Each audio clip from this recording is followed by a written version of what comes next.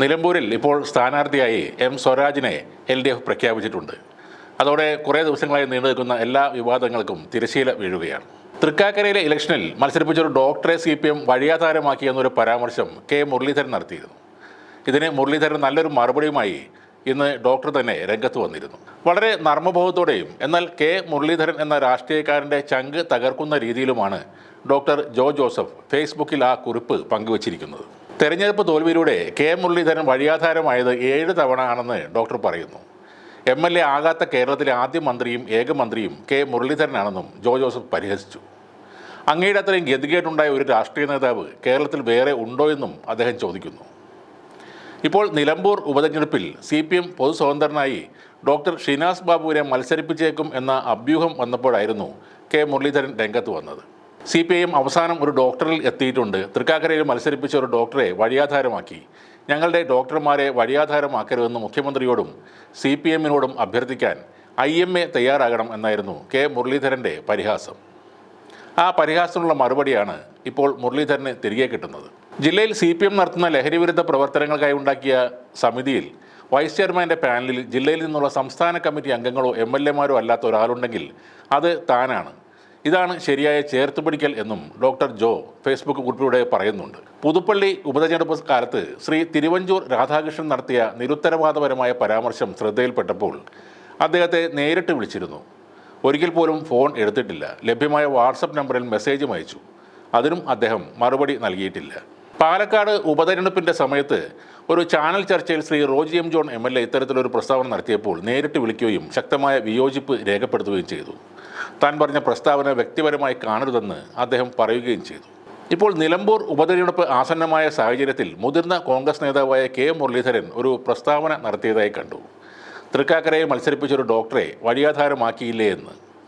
ഇപ്രാവശ്യം നേരിട്ട് വിളിക്കാതെ വസ്തുതകൾ പരിശോധിക്കാമെന്നും അവ എഴുതി ബോധ്യപ്പെടുത്താമെന്നും കരുതി. അങ്ങ് ഞാൻ തെരഞ്ഞെടുപ്പിൽ തോറ്റതിനെയാണ് ഉദ്ദേശിച്ചതെങ്കിൽ ശരിയാണ്. ആ രാഷ്ട്രീയ പോരാട്ടത്തിൽ ഞങ്ങൾ തോറ്റു. അവിടുത്തെ 2020 അസാന്നിധ്യം, BJP സ്ഥാനാർത്ഥിക്ക് കെട്ടിവെച്ച കാശ് നഷ്ടപ്പെടുന്ന അവസ്ഥ, SDPI, ജമാഅത്തെ ഇസ്ലാമി അടക്കം എല്ലാ വർഗീയ ശക്തികളുടെയും ഐക്യം, ഇതൊക്കെ ആരും മറന്നിട്ടുമില്ല. എന്നാൽ അങ്ങ് തെരഞ്ഞെടുപ്പ് തോൽവിയിലൂടെ അക്ഷരാർത്ഥത്തിൽ വഴിയാധാരമായത് 7 തവണയാണ്. ലോക്സഭയിലേക്ക് 4 പ്രാവശ്യം, നിയമസഭയിലേക്ക് 3 പ്രാവശ്യം. 2004 മന്ത്രിയായതിനു ശേഷം നടന്ന വടക്കാഞ്ചേരി ഉപതെരഞ്ഞെടുപ്പിൽ അങ്ങ് തോറ്റു. അതിനേക്കാൾ ദയനീയമായ മറ്റൊരു വഴിയാധാരമാകൽ കേരള രാഷ്ട്രീയ ചരിത്രത്തിൽ ഇല്ല. ആ തോൽവിയിലൂടെ അങ്ങ് സൃഷ്ടിച്ച 4 റെക്കോർഡുകൾ 21 വർഷത്തിന് ശേഷവും ആർക്കും തകർക്കാൻ കഴിഞ്ഞിട്ടുമില്ല. MLA ആകാത്ത കേരളത്തിലെ ആദ്യത്തെ മന്ത്രി, MLA ആകാത്ത കേരളത്തിലെ ഏക മന്ത്രി, നിയമസഭയെ ഒരിക്കൽ പോലും അഭിമുഖീകരിക്കാൻ വരാതെ കേരളത്തിലെ ആദ്യത്തെ മന്ത്രി, ഏക മന്ത്രി എന്നിവയാണ് ആ റെക്കോർഡുകൾ. പിന്നെ സാമ്പത്തികമായി ഞാൻ വഴിയാധാരമായി എന്നാണ് അങ്ങ് ഉദ്ദേശിച്ചതെങ്കിൽ അങ്ങേക്ക് തെറ്റി. ഏതെങ്കിലും ഓൺലൈൻ വാർത്തകളാണ് ആധാരമെങ്കിൽ അങ്ങയുടെ ക്രെഡിബിലിറ്റി ഇത്രമാത്രമേ ഉള്ളൂ. എനിക്ക് പാരമ്പര്യമായി കിട്ടിയ സ്വത്തിൻ്റെ ആധാരം എൻ്റെ വീട്ടിലുണ്ട്. ഇലക്ഷന് മുൻപോ അതിന് ശേഷമോ 1 ഇഞ്ച് പോലും വിറ്റിട്ടുമില്ല. മറ്റേതെങ്കിലും രാഷ്ട്രീയ പാർട്ടികൾക്ക് സ്മാരകം ഉണ്ടാക്കാൻ കൊടുത്തിട്ടുമില്ല. എറണാകുളത്ത് വന്ന ശേഷം മേടിച്ച സ്ഥലത്തിൻ്റെയും വീടിൻ്റെയും ആധാരം ഇപ്പോൾ ബാങ്കിലാണ്. അങ്ങേപ്പോലെ വായിൽ വെള്ളിക്കരണ്ടിയുമായി ജനിക്കാത്തത് കൊണ്ട് വായ്പ എടുക്കേണ്ടി വന്നതുകൊണ്ടാണ് അത് ബാങ്കിലായിപ്പോയത്. എൻ്റെ ഇലക്ഷൻ്റെ വരവ് ചെലവ് കണക്കുകൾ അങ്ങേക്ക് പരിശോധിക്കാവുന്നതാണ്. 13 പ്രാവശ്യം തിരഞ്ഞെടുപ്പിൽ മത്സരിച്ച അങ്ങേക്ക് ആ വരവ് ചെലവ് കണക്കുകൾ എങ്ങനെ ലഭിക്കും എന്ന് തീർച്ചയായും അറിയാമല്ലോ. പിന്നെ ഞാൻ പ്രൊഫഷണലി വഴിയാധാരമായി എന്നങ്ങ് കരുതുന്നുണ്ടെങ്കിൽ അതിൻ്റെ വസ്തുതകൾ പരിശോധിക്കാൻ ധാരാളം മാർഗ്ഗങ്ങളുണ്ട്. അങ്ങയുടെ തന്നെ സ്റ്റാഫിൻ്റെ അമ്മയുടെ ചികിത്സാർത്ഥം അങ്ങനെ വിളിച്ചത് ഒരുപക്ഷെ മറന്നുപോയിട്ടുണ്ടാവും. അത് പല പ്രാവശ്യം തോറ്റത് കൊണ്ട് തന്നെ അദ്ദേഹം ഇപ്പോൾ അങ്ങയുടെ സ്റ്റാഫിൽ ഉണ്ടോ എന്നെനിക്കറിയില്ല.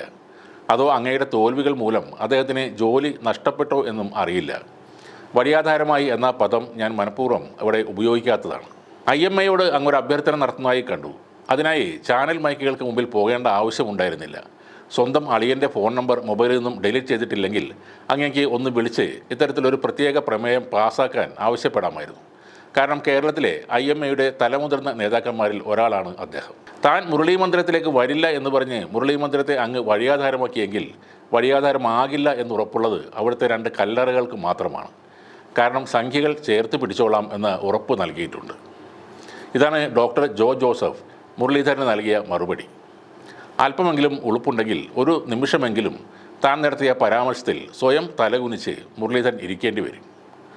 കേരള രാഷ്ട്രീയം കണ്ട ഏറ്റവും വലിയ ദുരന്തമാണ് കെ മുരളീധരൻ്റെ ആദ്യത്തെ സ്ഥാനാർത്ഥിത്വം. അച്ഛൻ കരുണാകരൻ സേവാദളിലൂടെ ഉയർത്തിക്കൊണ്ടുവന്ന് സേവാദൾ സംസ്ഥാന ചെയർമാനാക്കി.